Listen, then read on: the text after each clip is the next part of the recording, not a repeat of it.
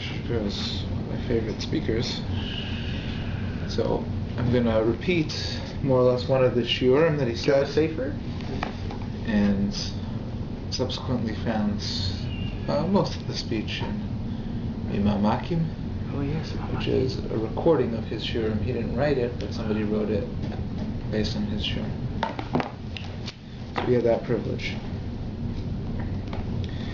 The Torah in this week's Parsha, Parshas Perkudei, begins by saying Eila Perkudei HaMishkan Mishkan Ha'edis. Eila Perkudei HaMishkan. These are the numbers of the Mishkan. Mishkan Ha'edus, the Mishkan, which is a testimony. Asher Pukad, Alvim, not Chumash in front of me, but the Torah says a summary of the counting of the gold and the silver, which was collected in Parshas Truma for the donation of the Mishkan.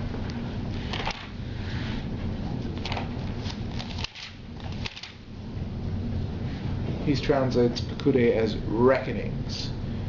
Unkelos says minyane, the countings of the number. Asher pukad al pi Moshe avodas alviim biad Isomer ben Aaron.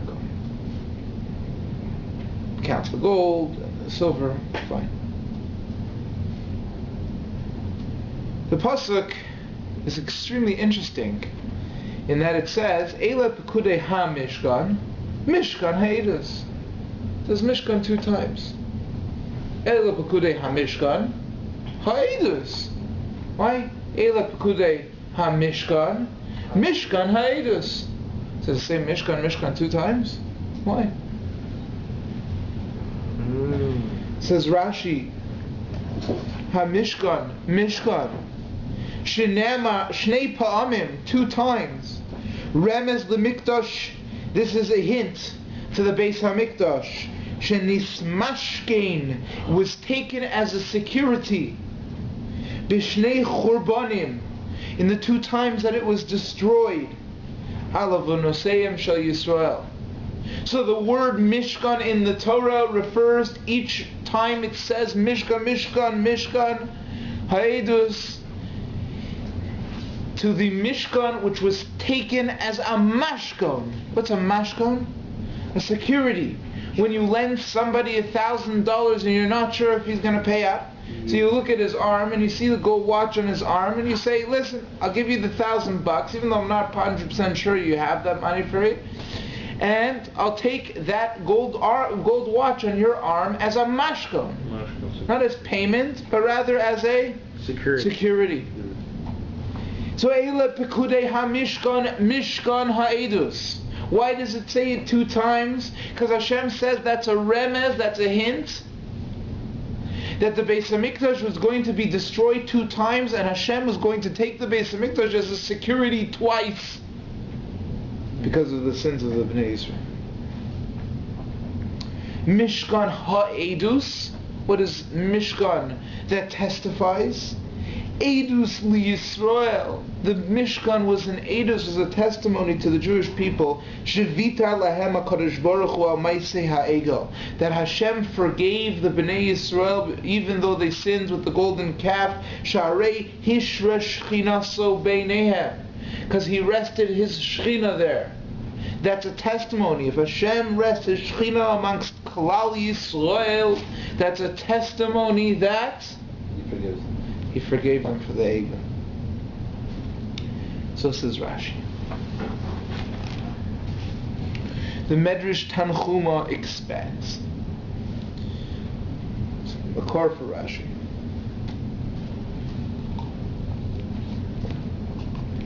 Ha-Mishkan Edus li Yisrael. The Mishkan is a testimony for Klal Yisrael, for the Jewish people. Shenemar Eila Perkudei ha-Mishkan, Mishkan ha-Edus. It's a testimony, it's testifying. L'kach nemer, that's why it says in the pasuk, Hashem, ahavti ma'on beisecha. I love your throne, your resting place. Umokoy mishkan kivodecha, and the place where you rest, your honorable Shechina. I love that place. Ahavti ma'on beisecha. Umokoy mishkan kivodecha. I love the place where you rest. I love your throne. V'loma nemar mishkan mishkan beis pa'amim. Why does it say mishkan 2 times? Amar Reb Shmuel, HaKadosh Baruch Hu asid lihismashkein beis pa'amim. Hashem is going to take 2 security deposits. Davar acher, a second shot. Mishkan ha'edus, edus l'chol ha'umos. This is a testimony for all of the nations in the world. Shnisratza Kadosh Baruch Hu liYisrael ha'maisa ha'egel. That Hashem forgave Klal Yisrael on the sin of the golden calf. Ketzad. Kisha'asu oisai maisa amad Moshe. When they did this egel azav, Moshe stood up, v'lamed aleim sani gorya, and he defended them.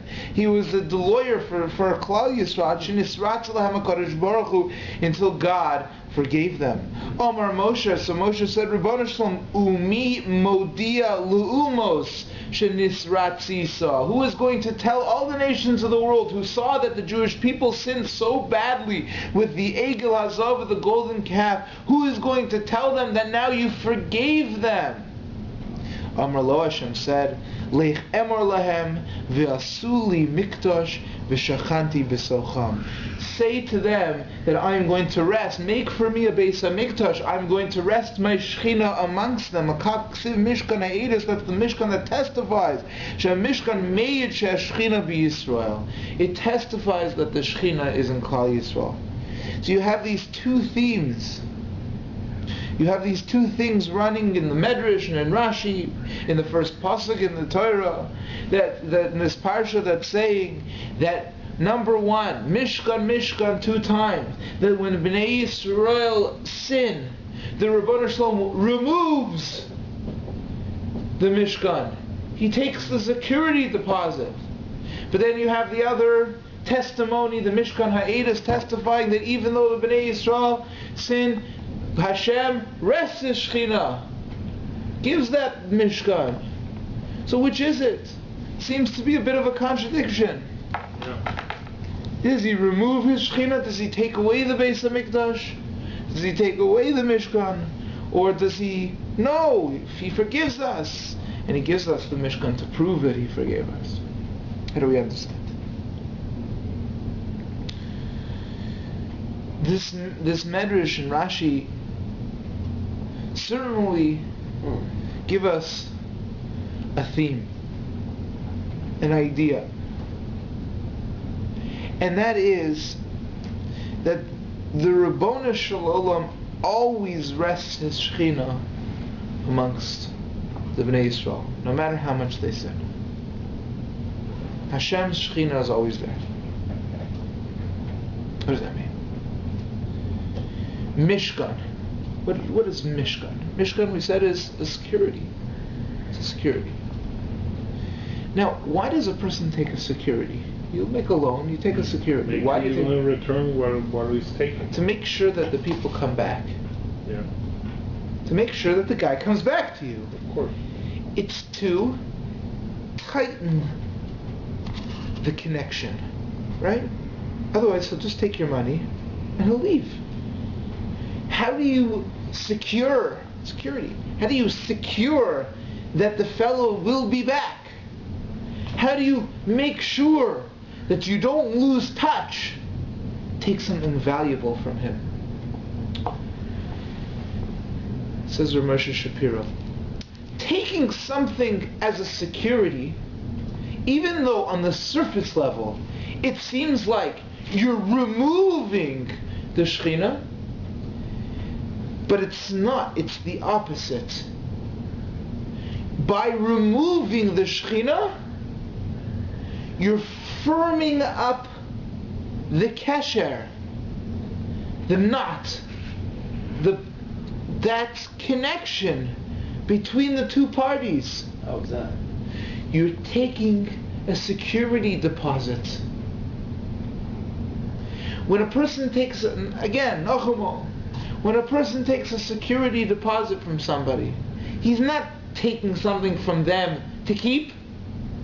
Yeah, that's exactly what he's doing. No, he's not. He's taking it as a piece of chattel, as a lien against the money he lent. And that guy is never going to leave. He's never going to give his gold watch for that money. Pawnbrokers do all they want. If they don't come back and get their money, he gets to keep the chattel. Yeah. But when I take your golden watch, I know you're coming back with the money.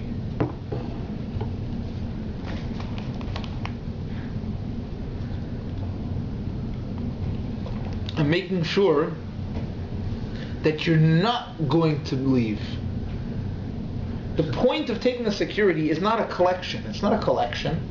It's not I'm collecting my money with security. Yeah, of course. It's, well, if the guy doesn't come back, at least I'll have something to take from him. Most securities are far greater than the loan, right?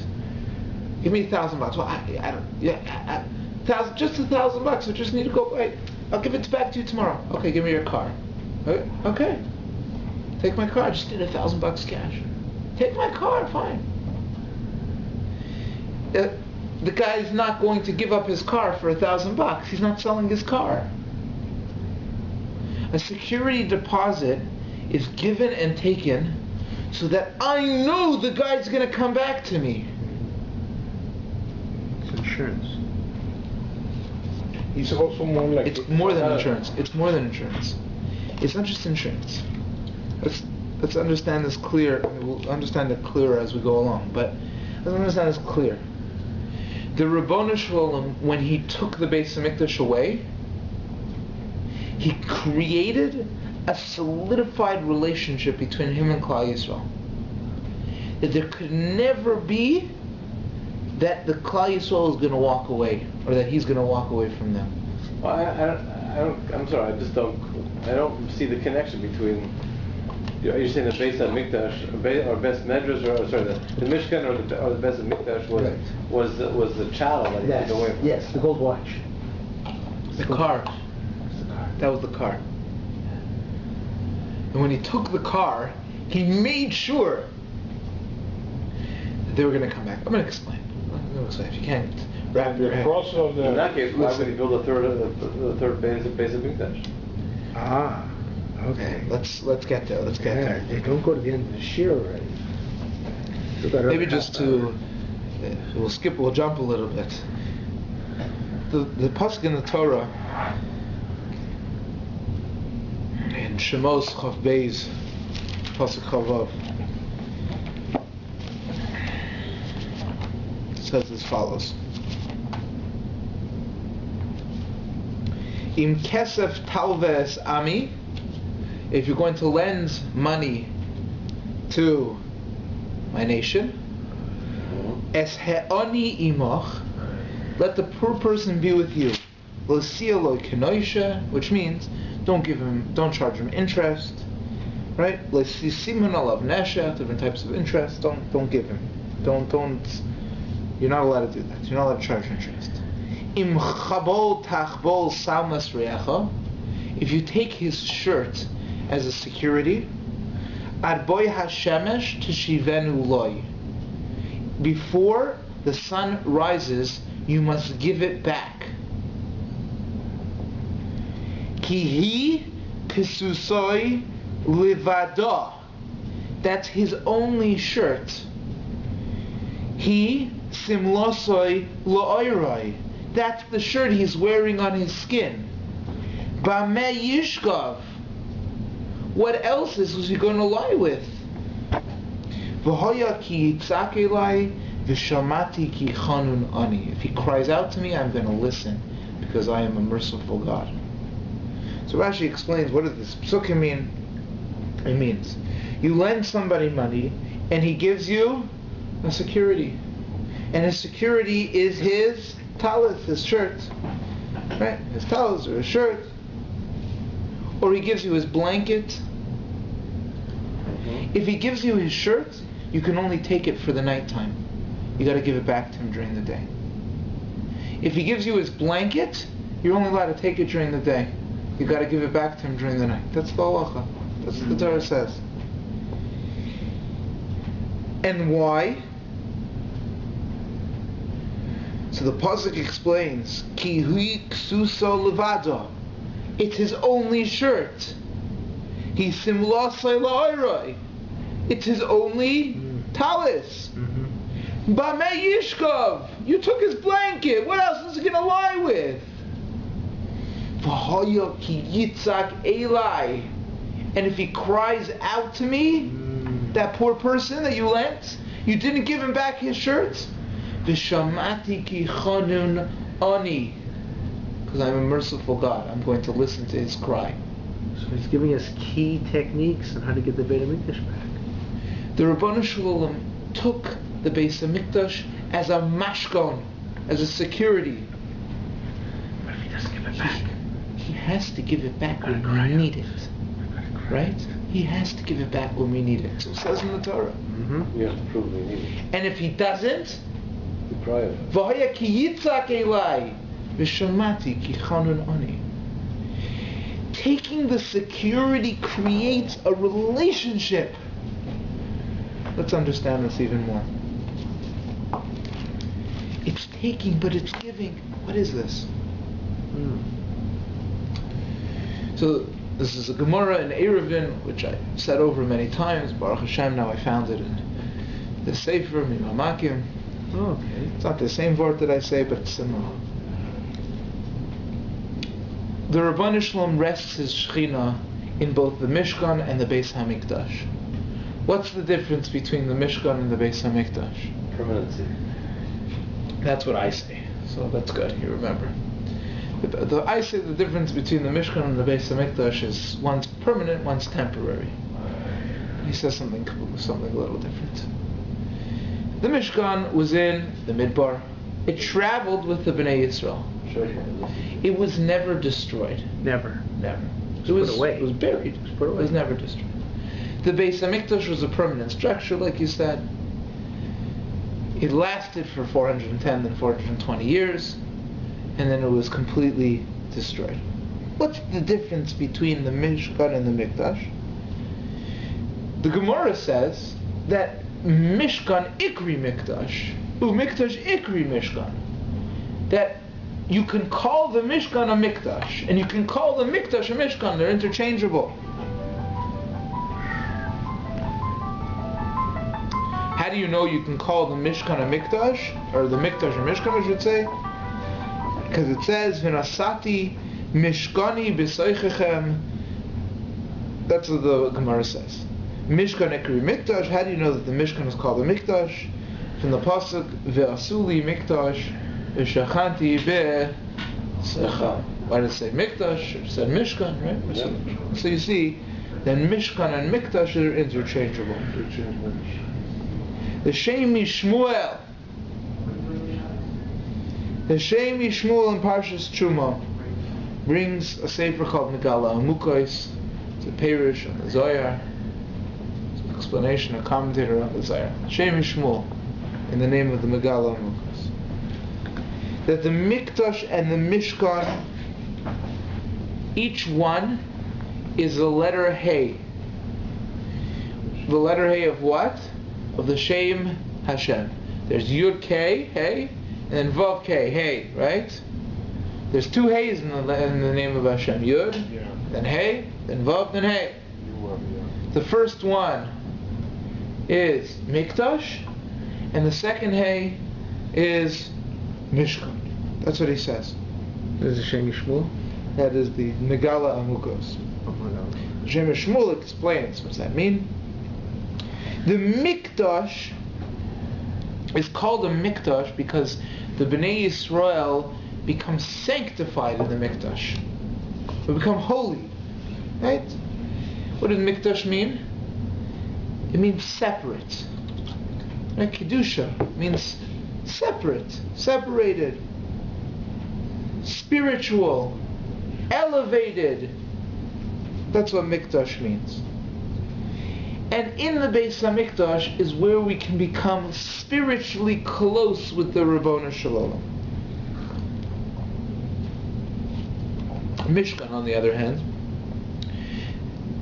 the word Mishkan refers to something completely different. It refers to resting. Resting what? Shekhinah. The Shekhinah resting where? What? In Chol HaMoed. In us. Yeah, so, okay. Right? In us. So whereas Mikdash means, the Beis HaMikdash is a place where we can separate ourselves from this world and become exalted and elevated, the Mishkan is a place that Hashem rests on us, on our physical guf. The Mishkan rests on our... Yeah. Oh, Hashem. Whereas in the Beis HaMikdash, Hashem, it was we had to go up to Hashem.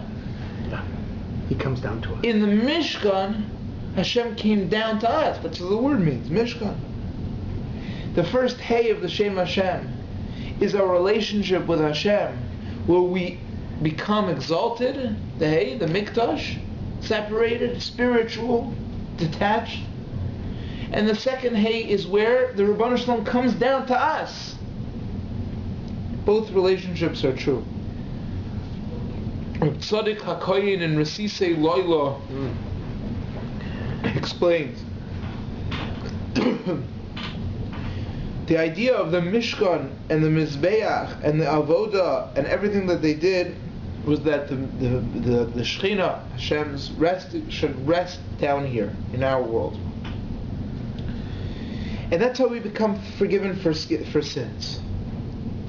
Because even if our souls are dirty, once the Ribono Shel Olam rests on us, there's no more dirt anymore.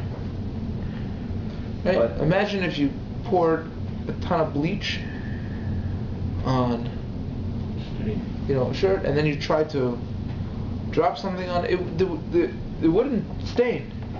Right? There's a repellent there. It's not going to dirty.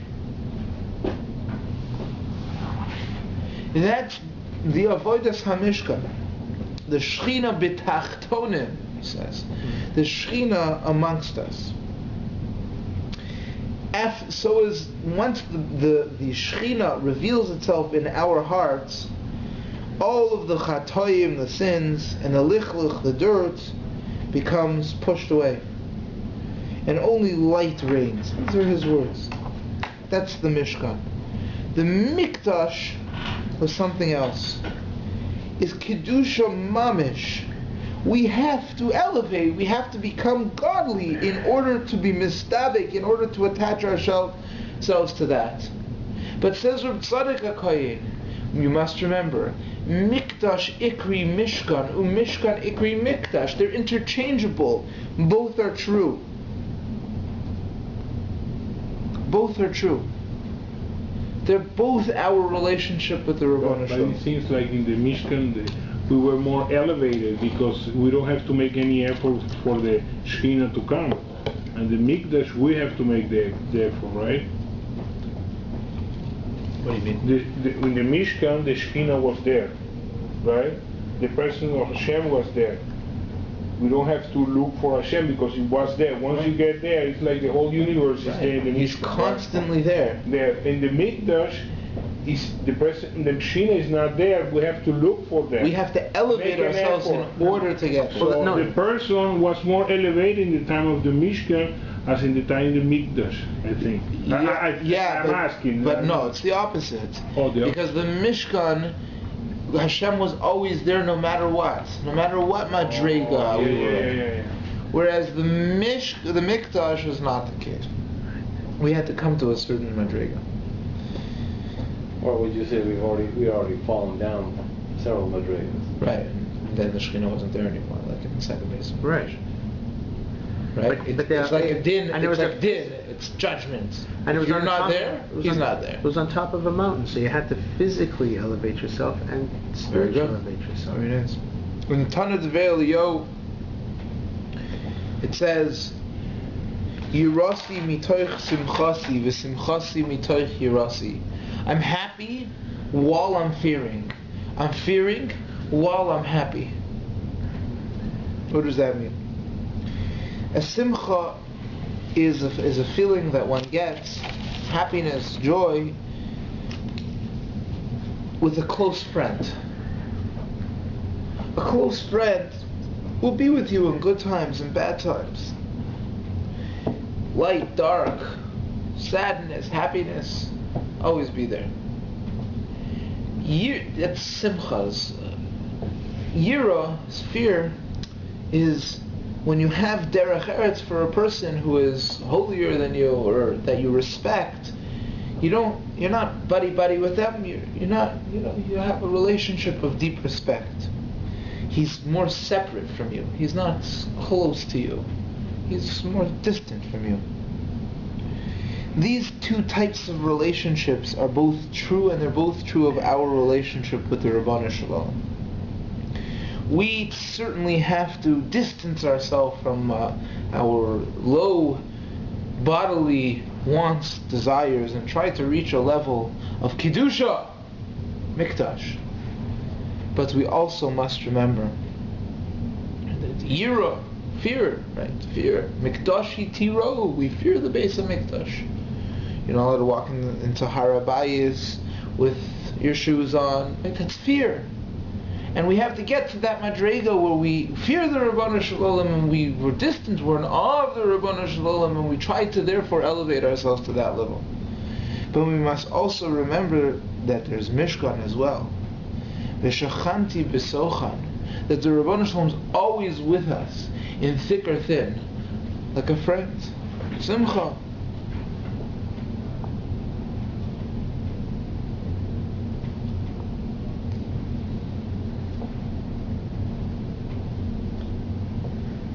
Shchinta begalusa. The Shechina is in Galus, is in exile.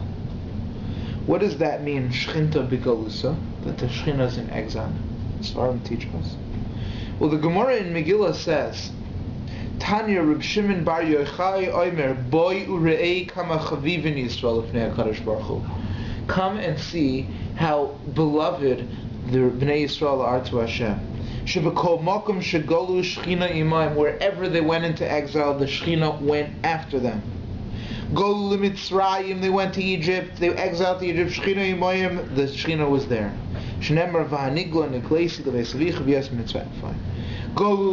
They went to Babylon, the Shechina was there.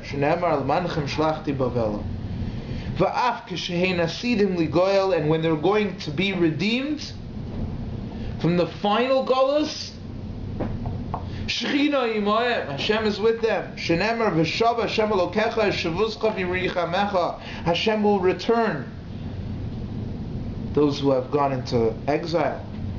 It doesn't say v'heshiv, He'll bring them back. It says v'shav, He will return. What does it mean He will return? He'll bring them, He'll allow them to return. What does it mean He'll return? Melamed shakadosh baruch hu shavi moed mibein hagaluyos. The Rabbanu Shalom Himself will come out of Galus because He's in Galus. Any time the Bnei Yisrael go down, get caught up in Galus and exile, the Rabbanu Shalom is there with us. Shechina b'galusa.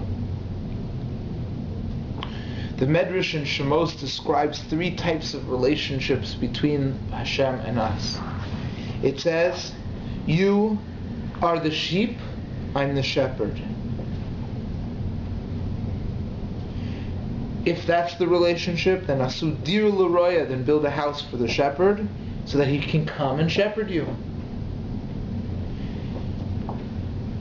If you're a kerem, if you're a vineyard, I am the shomer, I am the vineyard, the watcher of the vineyard. So make a sukkah, make a nice hut for the shomer so that he should sit inside, that he should watch you.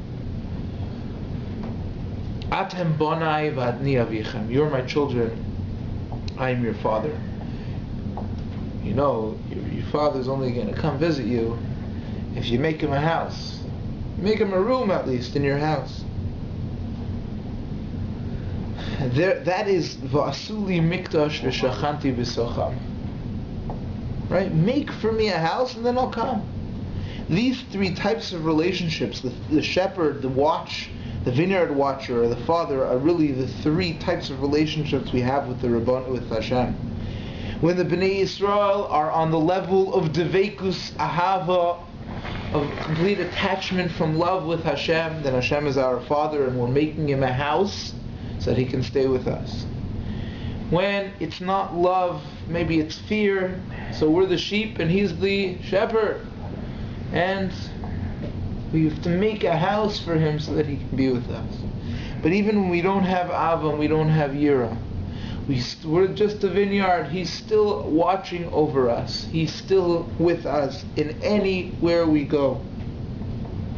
The Gemara in Yuma says on the Pasuk, it says about Ani Hashem Hashoichein Itam B'toch Tumasam. I rest with you while you're taming. Speaking about Tuma over there. Hashochein Itam B'soch Tumasam. In the midst of your impurity.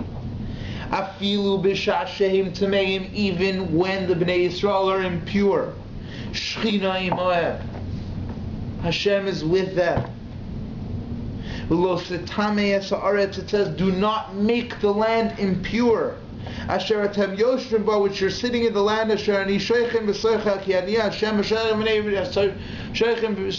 Yisrael. It says, do not make the land impure with the rayos, with immorality, because I'm living amongst you. What does that mean?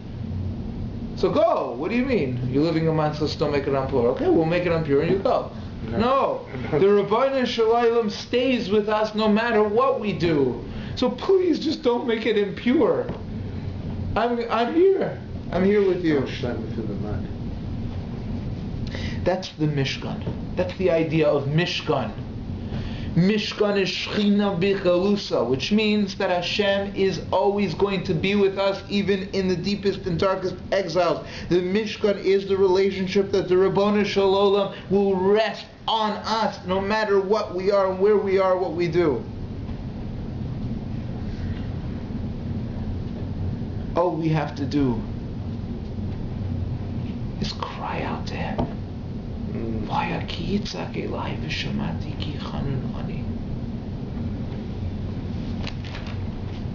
Rav Tzaddik adds on,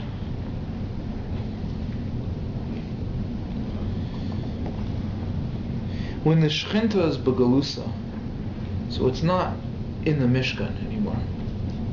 There is no Mishkan. It's Galus, right? Exile, no Mishkan, no Mikdash, there's nothing here. Right? So it's not there in the Mikdash. So where is it? It's Besoich Levavos B'nei Yisrael.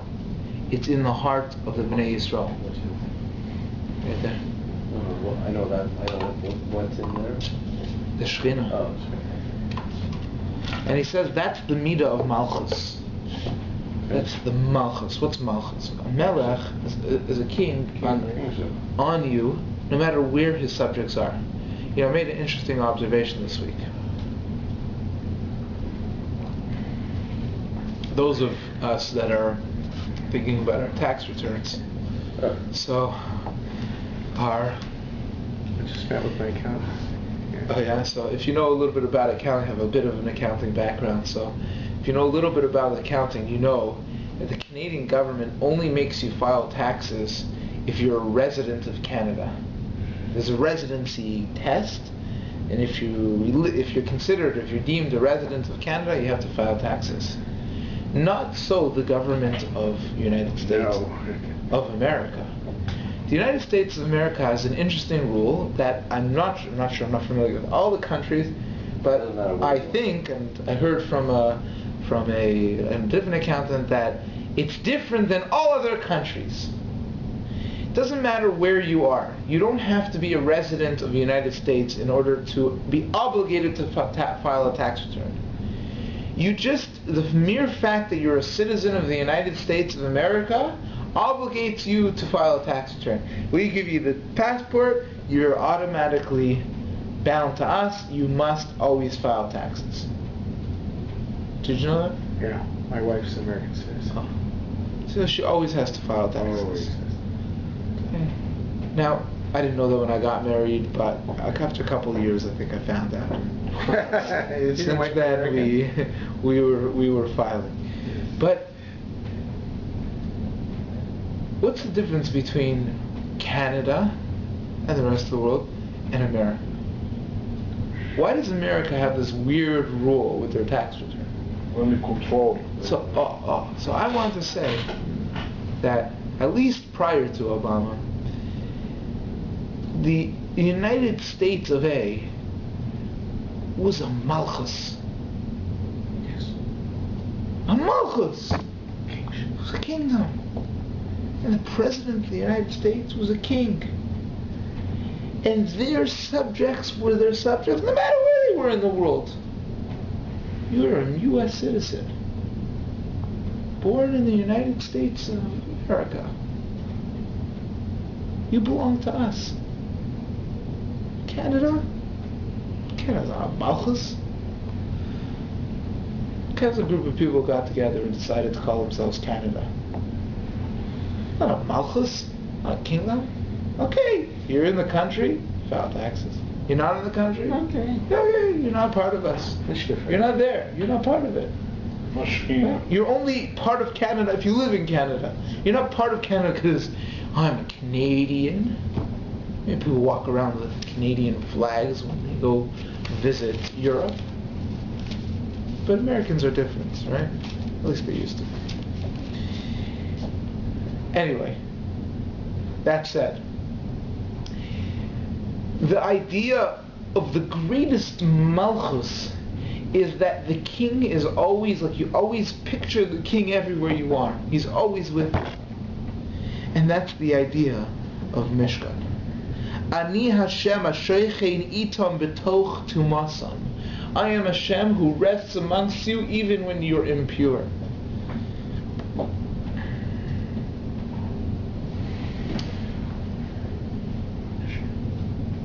Eila Perkudei ha-Mishkan, Mishkan ha-Edus. Why does it say Mishkan 2 times? Because when the Bnei Yisrael sinned, Hashem takes away the Mikdash. You can't get to that exalted level anymore. But they can't take away the Mishkan. Brings back the Mishkan. Remember, the Mikdash was destroyed, but the Mishkan was never destroyed. But where does the Mishkan rest? In your heart. In your heart. Shchinta begalusa means that yes, Hashem took away something, but when He took it away, that itself created a deep relationship that Hashem is always with us even when we're in exile, which maybe is a greater level of Hashras HaShechina, perhaps. It's certainly a more revealed level of Hashras HaShechina, of the resting of the Shechina to us. It's a more real way of how we see it and how we can relate to it. Hashem rests upon us even now. Why? The Mishkan is the Mashkan. So the Mishkan is Eidos. Eidos means testimony. The Mashkan, right? Testify. It's testimony that Hashem forgave us for the Maisa Egel. That Hashem, even when He leaves, He doesn't leave completely. Just the opposite. He leaves, but He comes in a different way. So the third Beit HaMikdash is the ideal state, you can say. Yes. Right? Right. 100%. Because there will be Hashem, there will be fear, and there will be love, and there will be everything. So,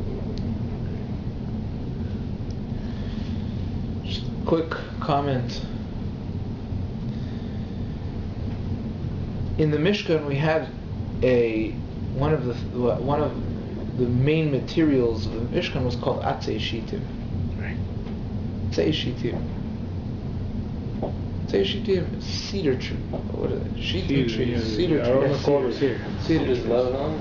The budding, no, there was special wood that they brought. You know, from these. That's what the rabbi said that, The budding.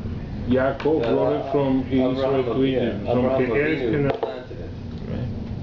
Yaakov took it and planted it in Egypt. Yeah, from Eretz Canaan, he lived there, and when he moved with Joseph, he brought the cedar. Yeah. In Parshas Vayakil last week, the Torah calls these cedar, when they built them in Tzbrichim and Amudim and whatever, the Torah says, Atzei Shitim Oimdim. Yeah. These were cedar trees that were standing. They were the boards that were standing out. There's a lot of different types of wood. Why specifically were Atzei Shitim chosen? These cedar trees. The Gemara in Sukkah and in Yuma says an amazing thing. What does it mean? Atzei Shitim oimdim, they're standing. Shema Toimer. Maybe you're going to say, Avad Sivrov. Avad Sivrov. Lost is all hope. Ubatel Sikuyam. And any hope and faith is all lost. Talmud Lomar Atzei Shitim Omdim. Omdim La'olam Uliolme Olamim. These Atzei Shitim stand tall and forever. They never collapse. They never go bad. La'olam Uliolme Olamim. Shema Tomar. Maybe you're going to say that once the Mishkan, the Ol Moed, was buried, that we have no more hope. Talmud Lomar Atzei Shitim Omdim L'Olam U'Li'ol Me'olamim. These Atzei Shitim, these cedar trees, stand tall forever. Atzei Shitim is a representation of the entire Mishkan, right? The wood. Yeah, you don't necessarily see. You see the gold.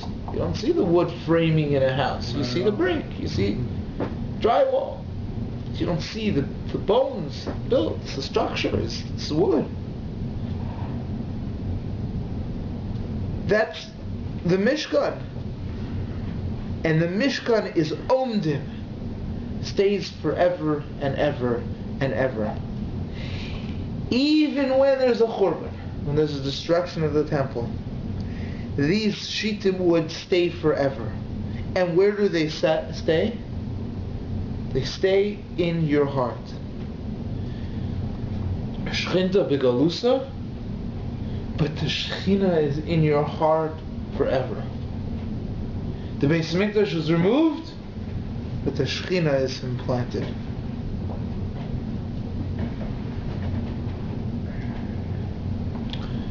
There was a place called Shittim. Do you know what the place called Shittim is significant for in the Torah? What did the Bnei Yisrael do in Shittim? Do you remember? They sinned with a rayos. Yes, that's with Bilam and Balak. Exactly. And Benos Midian. They sinned in Midian, in Shittim. Yeah. Shtuyos. The Medrash Tanchuma says, Loku b'Shittim. They were punished in Shittim. V'nisrapu b'Shittim. And they were healed in Shittim. Loku b'Shittim is because 24,000 people died in a plague. Nisrapu b'Shittim is these Atzei Shittim Omdim. The Baal HaTurim says an amazing thing. The Baal HaTurim says that the words Lemishkan Atzei Shitim Omdim, the words of the pasuk, is gematria lechaper lemaise shitim, to atone for the maise shitim. It's the same numerical value. It also says shitim 24 times. Atzei shitim. Opposite, 24,000 people who died in Shittim. What's the pshat? So Rav Moshe Shapiro explains the same theme. And he says, even though when a person sins, he creates a distance between him and the Rebbeinu Shalom. The Rebbeinu Shalom is completely holy and I just did something very low. But that itself, ultimately, when a person is Yitzhak Elai, cries out to me, I can't be distant from you, I need to be close to you. Vishamati Kichonun Ani, that itself brings the Rebbeinu Shalom to you even at that level.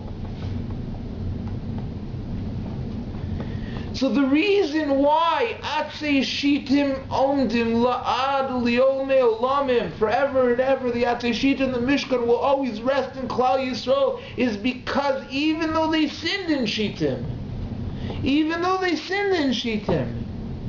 but the Mishkan, which rests in Klal Yisrael, is the idea that Hashem is not just elevated and separated and holy, but will also, Ani Hashem, Mashoichin Itam B'soch Tumasam, I rest amongst you, even when you're impure. And that idea that Hashem is with us, if we realize, if we call out to Him, we understand that and we try our best, that itself bleaches us, purifies our hearts from all sin. Shitim, right? What is the shorish? Shin tes hey. Shita, right? Or if you read it with a sin tes hey, sitei. What does that mean? Sitei means to veer off. You have a road, it's going straight, and you veered off the road. So you took something which was straight and you made it crooked. Right?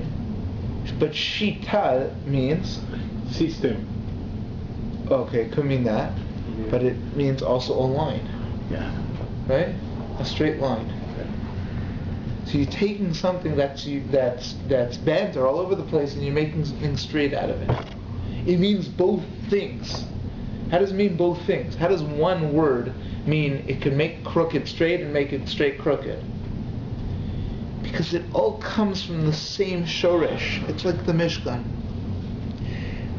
The Ribono Shel Olam, when we sin, takes away the Mishkan. He takes away. The Mikdash. It takes away the Mikdash, right? He takes away the Mikdash. He takes away the Mikdash when we sin. But by taking away the Mikdash, He straightens us out. He'll say, "I'm willing to rest amongst you wherever you are. All you have to do is call out to me." It says in the Gemara, Ein Adam over Aveira, a person doesn't transgress an Aveira, Ela im kein nichnas bo ruach, shtus, right, shtus. A person doesn't do an Aveira unless some silliness got in his head. Ruach shtus, what is shtus? Silliness, shtus, it's the same word. Right? Shtus, it's the same word. You're veering off from what is straight. And similarly, shita, you're straightening out what was bent. That's the idea of Mishkan. That's the idea of Mishkan Ha'edes, that the Ribono Shel Olam forgives us for the sins. All we have to do is cry out. And even though the Ribono Shel Olam took the two Batei Mikdash away from us, by doing so, He created an everlasting relationship, one that He will rest His Shechina amongst us, no matter what level we are, how deep and dark the Golus is, until finally we'll realize that the Ribono Shel Olam is here, and the Ribono Shel Olam wants to be even closer to us, and the Ribono Shel Olam wants us to elevate ourselves even more. And we'll cry out and we'll say, Ribono Shel Olam, we need you. We can't go to sleep at night without you. We can't go around during the day undressed without you. The Ribono Shel Olam should give us the wisdom to cry out to Him. He's here. He's inside of us. Bigalusa, but He's inside of us. All we have to do is cry out, and He will appear through the coming of Mashiach Tzidkenu and the building of the Beis Hamikdash. Shashlishi b'mehera v'yameinu. Amen. Amen.